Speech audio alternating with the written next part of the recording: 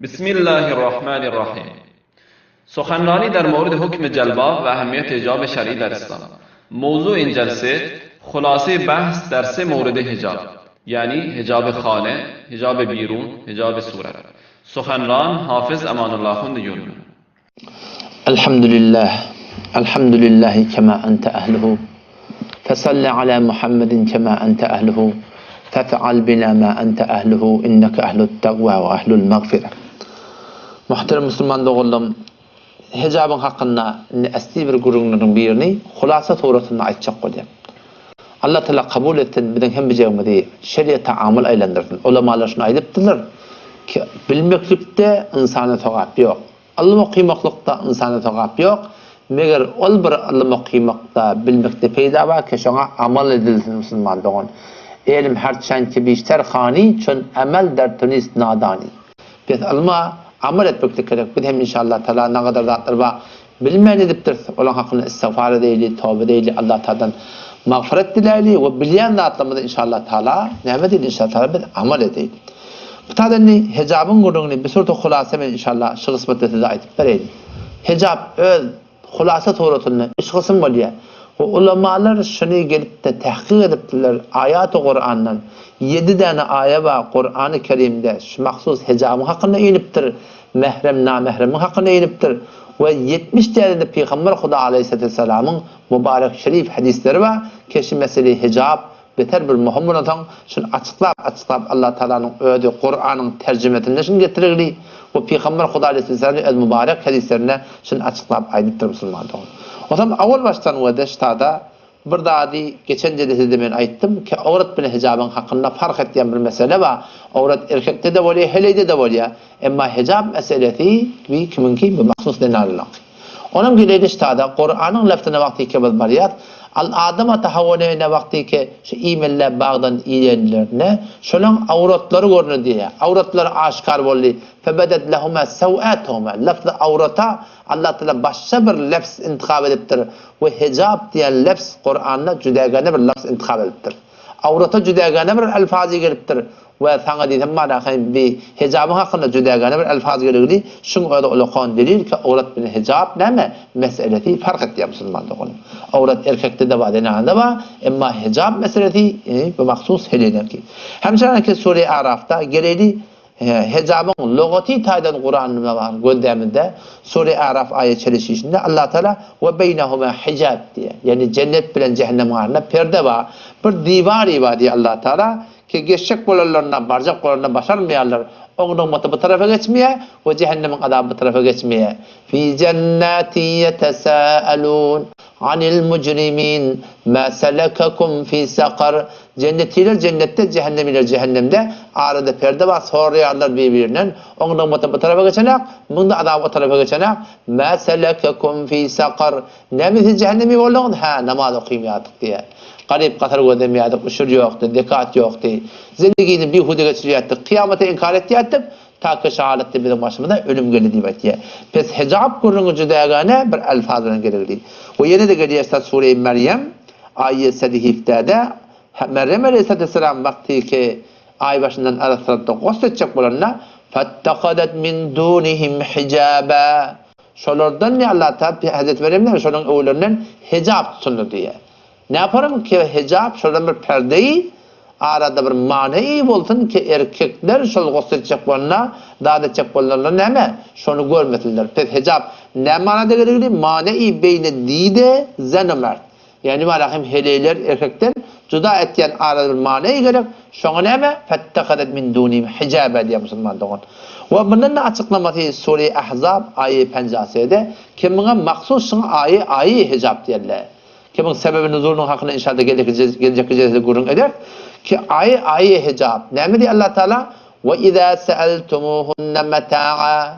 Ey Peygamberin ümmeti, Peygamberin yararları, her vatikede Peygamberin denanalarından bir daha etecek olsanız, işin var bir daha Peygamberin önüne bir daha dilemeli olsa, mesele-i şer'i sorumlu olsa, haydi bir muradiki pişiltir Peygamberin denanaları bilen gurun etmeli olsa, fes'elûhunne min verâi hicab.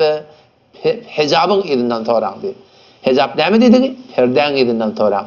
Yani siz karşı şah başak Peygamberin heleyle bilen karşı olmaklığı başarmayanı diye aytdı Müslüman doğanım. O zaman hesap etsa da vati Peygamberin helelerine şey deyiptir ki ola zâcı mutahharat liyutahhirakum tathira onlar hakkında geliptir. Onlar Allah Teala'nın veliyeti, bu sahabiler de Allah'ın veliyeti, ikiler de Allah'ın veliyeti. Onlara Allah Teala hükmediptir ki arada perde olmalı.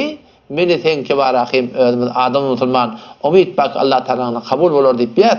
Veliliğimiz veli değerimiz belli değil Müslüman doğan. Kabulluğumuz kabul ettiğimiz belli değil. Mekbulluğumuz merdutluğumuz belli değil.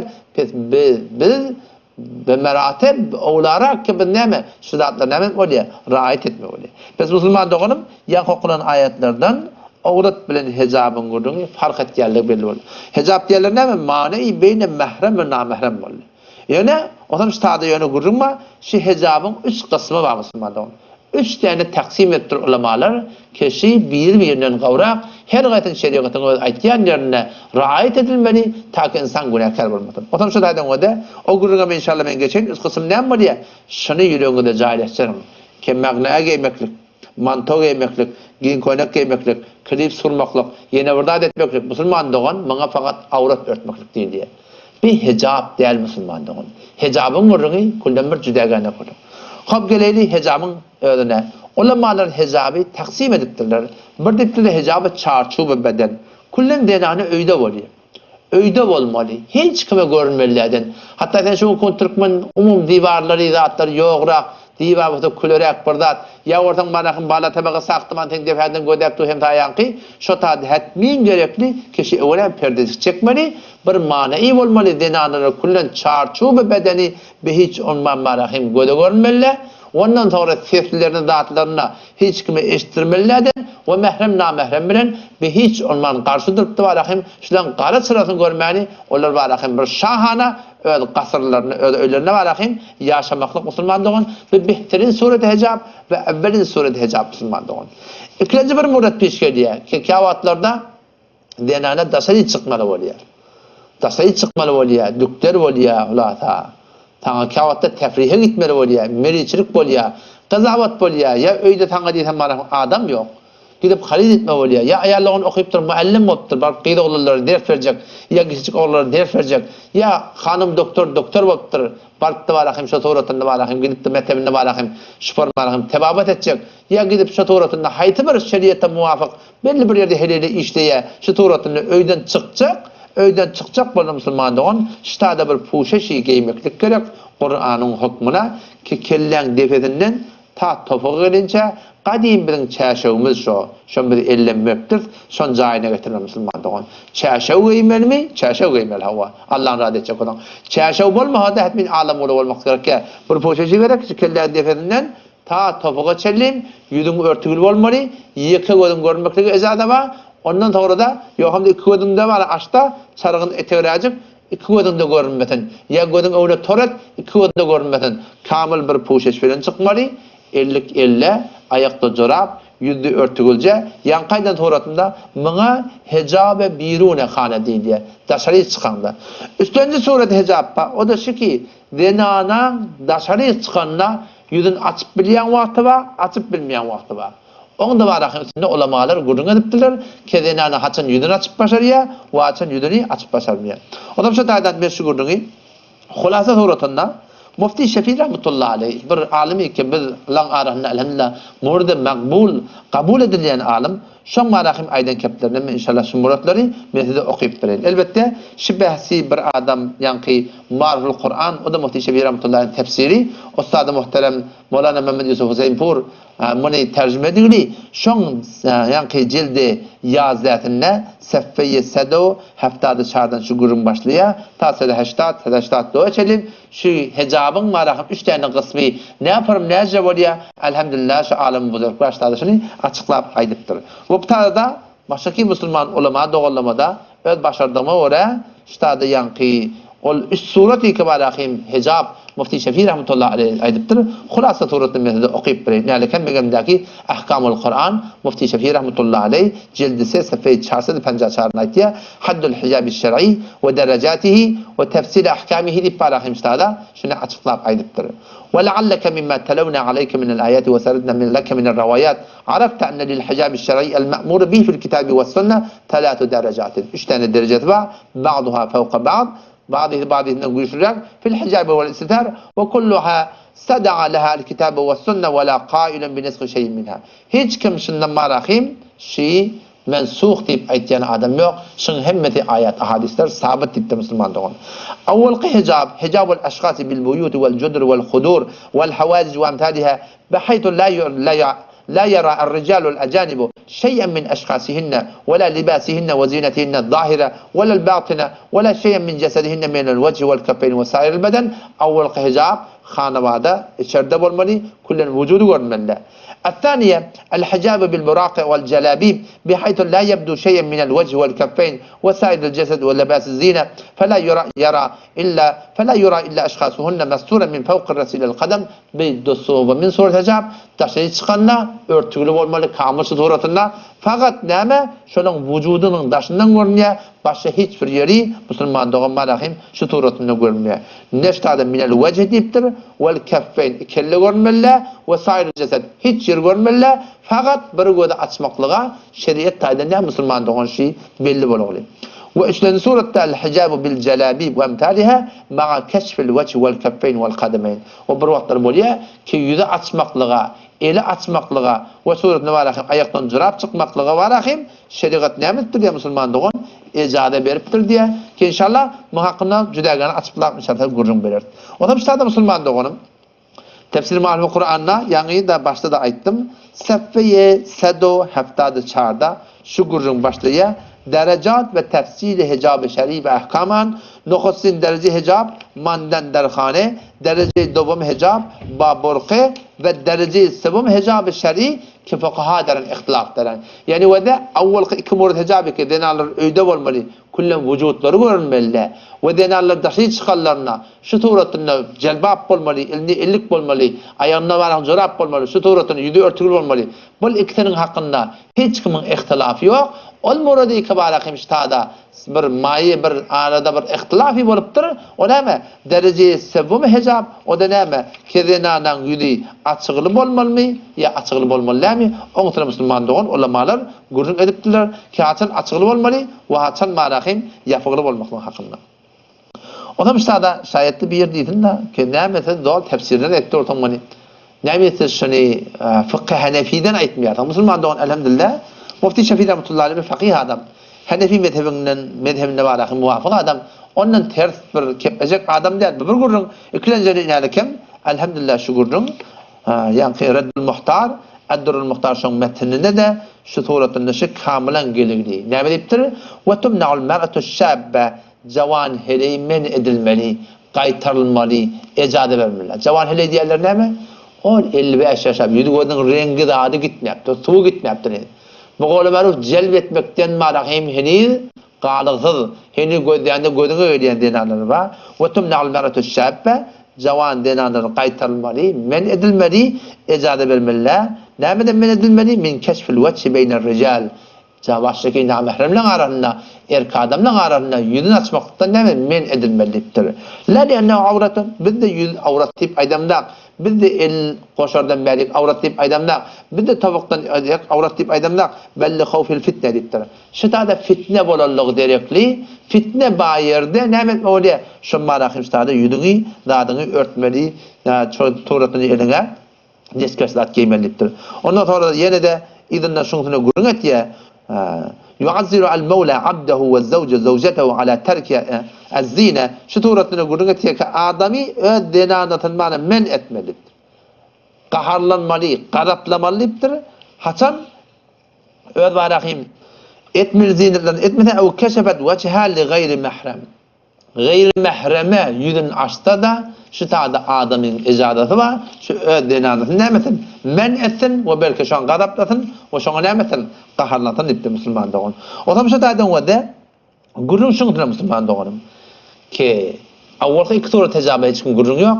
Üçüncü surata denana elligini yüzünü açmaklığa, elinin koşarını kökelmekliğe, ayağın malakın topunu etin kökelmekliğe ecadı bağ deyiptirler. Haçan fitne yok gördü. Fitne bolacak bolsa ilerideki ben okuyan adam Eddurul Muhtar'da neyme diye şeyler zenananı malakın men edilmeli, yaş zenanaları hani o neyme deyip avrat derekille belli kavhül fitne deyiptir. Fitne bolalıq derekille Müslümanlar. Hapsada fitne diyerler neyme.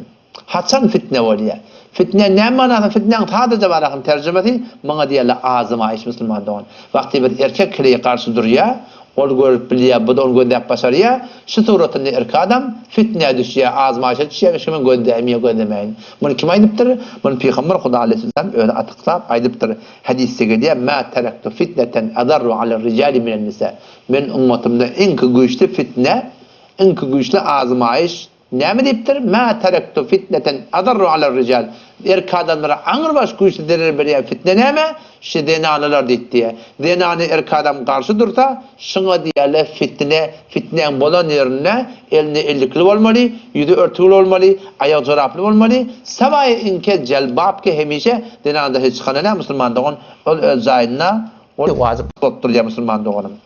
Meğer bir suratları ki khas bir meseleden bundan cüdagane bir gurun, ona bir hiç kim gurun yok. Ondan işte da Marfil Kur'an'na Seffeye cildino, Seffeye ponsede çardatına ahırda gurun etiye denananın yüzünün örtmekinin hakkında Allame Cessas rahmetullahi aleyh. O geçen karlılarda Hanefi mezhebin malakim Mebsud-i Saraksi, Hanefi mezhebin Mursutun fakaratının fıkhında malakim yazılan kitaptan biri, şondan malakim naqledip de Puşiden Burqaya Muzayyen ve birunamadan hem nazayız esip Mufti Şafii rahmetullahi aleyh cildino ponsede çardas Marfil Kur'an'la şu gurcanı açıklayıp aydıp da yankı denanan yüzünün örtmekinin hakkında aytiyor. Veli buzurg tilim merkez zinet anas yani denanan malakın nemeti yüdü ki suret ezer egerçe der avrat dahil nis. Veli buzurg tilim merkez zinet anas benaberin puşandanan hem az namehremen vacib است meger be zaruret. Ve denanan yüzünün örtmekliği Allame Cessas rahmetullahi aleyh naqletti ki neme? Şolu vacip diye Müslümanlığın o vacip terk etmeklik neme? Vacip terk etmeklik Müslümanlığın haram da atqıyla takla. O zaman işte da Allame Cessas rahmetullahi aleyh şu gurun nereden çıkarttır diye. O şu gurun ştadan çıkarttır diye. Ki İmam Cessas rahmetullahi aleyh ayetiye diye vakti ki Allah Teala Sure-i Nur ayeti yekte zenanaları ecade vermeptir. Zaman cahiliyette ayaklarına düğmecikler varmıştık. O şu zamanda da dörüksünde, şu zamanda var belki bazen denaların ayaklarını görünüyor. Allah Teala şu denaları ecade vermeptir ki şolun tesini, ayağının düğme teslerini erkek adamlara eşittirsin. وَلَا يَضْرِبْنَ بِأَرْجُلِهِنَّ لِيُعْلَمَ مَا يُخْفِينَ مِنْ زِينَتِهِنَّ Allah Teala şöyle وَتُوبُوا إِلَى اللّٰهِ tövbe edin deyip balakın umumi suratında tövbe çağırıyor Allah Teala. Pes vakti ki diye vakti Kur'an sedayı ziverra der izhar nemuden zinet der izhar nemuden zinet karar dade ve azan men fermudas pes puşiden burgay muzayyen ve renkdar ve birun amaden deren ve tariqa ola memnuhat. Celbab olmalı, celbabın da renkli olmalı, latada olmalı. Ve niz in hem malum şak ki suretizen egerçe der avret dâkılniz veli buzurg telim merkez zinet anasiye. Yani vakti ki Kur'an şuna icade vermeptir, bana bevetçe ola icade vermeptir. Şu taden yüde örtmeklik neyme Müslümanlığın vacip demek ya. Neylekem ulema doğullamada Allame Cessas rahmetullahi aleyhin abaratından okuyup bereyin. Mufti Şafii rahmetullahi aleyh işte şunu naklediptir. وقال الجساس رحمه الله تحت قوله يدنين عليهن من جلابيبهن اشتهد ايتيا قال أبو بكر رحمه الله في هذه الآية دلالة على أن المرأة الشابة مأمورة بستر عن وجهها عن الأجنبيين وإظهار الستر والخفاف عند الخروج لئلا يطمع أهل الريب فيهن دي باراخim şu suratına Müslüman doğanım açıklap aydıptır işte. Bir şüphe ki bazen hicabın hakkında camiada bazen nagah Müslüman doğulumuz onlara icat bolup bir camada öldür aytýarlar şonu. Faruk Azam radıyallahu anh hakkında film mecirlerinde şu tadı bir denana Hazreti Ömer radıyallahu anh şonu mesul bazar goýupdyr da etdir Müslüman doğun. Awala gurun şuňsune. Ki film ya filmi meňde saatlar bizim mebnai dindarymyz değil. Biz hukmlar zatları filmden almalyal. Men burada film mecirlerler. Meğer şu tadı himmetini hem Kur'an şeriatı öyle becerdi yani Müslümanlığın. Hoda şu Faruk Azam radıyallahu anh hakkında becerilen filmin hakkında ne kadar zatları gelen zatları ters siratta. Cengi Bedri ki var ahim Cengi Bedir bottur. Şu teçhizat bilen set yanlış kurur musulmandı o. Bu gurumlar kalsın ki biz dinimizi filmden, yaşanmayan serialden almalılar. İkinciden ne? O denananın gelip de var Hazreti Ömer radıyallahu anh şoparım var şonu bağdarı mesul koymaklık bir Kur'an'ı tertat değil. Hemçinin ki Sure-i Nur ayet 6'te Allah Teala şunu icade veriptir. وَالْقَوَاعِدُ مِنَ النِّسَاءِ اللَّاتِي لَا يَرْجُونَ نِكَاحًا Ol bir qarı denanıları ki la yercuna nikaha. İnnin nikaha umit yok. O lojuptırlar. İnnin bu zatları hevas yok. فَلَيْسَ عَلَيْهِنَّ جُنَاحٌ اَنْ يَدَعْنَ ثِيَابَهُنْ Ki şolar gelip de var ahim inni celbaplarını, zatlarını çıkarmaklıkta şunda bir irat yok. Elbette gayri muteberricatin bizine öyle avudallıkın zahir etken bulmalılar. Borqohna yırta yüzünden celbabını çıkarta qarrı heleyleri icada vallahi Teala ediptir ve yesta'fifna hayrul lahun ki bular da var ahim yaşlı olup yani celbaplı zatlı getele yüzü örtülü çadırlı getele celbaplı getele buları şıgav deyiptir. Vallahu semi'un alim Allah şeneva aga. Yani qarrıyın deyini getberem qarrıyını o diyemma qarrı adamla qarrıyını o diye şeyden. Şuna hakkında tefsir kabili aytiye yani zanane pir eğer derxanahay xud der camiye kem başan durust desin. Ve eğer perde-i kamil daşte başan azinden behter. Ve eğer derhine berameden az khane camiye zahid zamanında borgı ve gayri bekeşen bakinisi qarrı heleylere şuna hakkında icaza beşerti kadar izhar ziynetine başat tiptir. O şu zuratında onu ahirine aytiye ki azim mitavan endazına mut ki racibi tesettür zanan cevan qarız Kur'an-ı Kerim çiz. Yani vakti ki qarrı heleylere Kur'an'da Allah Teala suratında var ahim celbabı yüzü örtüsü çadırsız celbapla dahi çıkmakla icade veriptir diye ol yaş heleylerin hakkında var ahim ne kadar Allah Teala var ahim kat tavşarlık belli oluyor.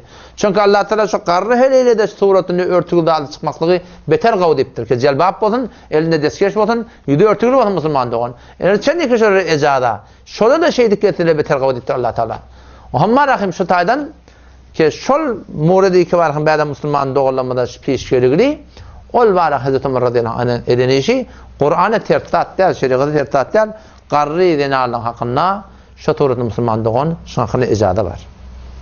O tam şu taydan lobbe kelam ne molli ki denananın üç form hicabı var. Hicab eder khane molli ve hicab eder birune khane molli ve hicab eder surat molli ha Mahşimine maliyartan ten düde çıkıp durdun hiçbir adam yok. Ten o taada rahat bulup basar yaratan yüzün açanın bilen vaktiyeten erkadem bilen karşı durup bize karşı olacak ki erkadem ten görecek ki yüzün açmaklığı ecada var ama der gayrin suret celbap hem gelir musulman doğun elinde ellik keyipti var yüzün örtün inşallah şu hicabı ayet ettik şunun bereketinde dünya ahiretimiz abab bulur hanım adımız hifazet bulur camamız hifazet bulur şeriat yürüyor inşallah dünya ahiretimiz abab bulur ten şu kun Türk meselede ne kadar vefaset diyor öyle ne kadar kıyınçılıklar ne kadar naratiler ne kadar bir fesat rahatçık minip bir şey çıkıp yerler o şu formalahım Türkmenin namusuna musulman namusuna herkesin nakes barahım barmak çommodup şu suratında barahım şudatlar cöret fakri şudatlar nereden gelir musulman da oğlum şudatlar raayet etmesilikten geliyor diye o zaman şu tayin inşallah Teala şudatları raayet edeyli baraylı inşallah Teala başka bir seri gurunlara ki ona sebebi nuzul hicabın inmekliğine neme sebep oluptur, neme vağı sebep oluptur. İnşallah şunun düşündük barahim ne kadar gururlar bize inşallah açıklanıp düşündürür inşallah Teala. Vesselamu aleyküm ve rahmetullahi ve berekatuhu.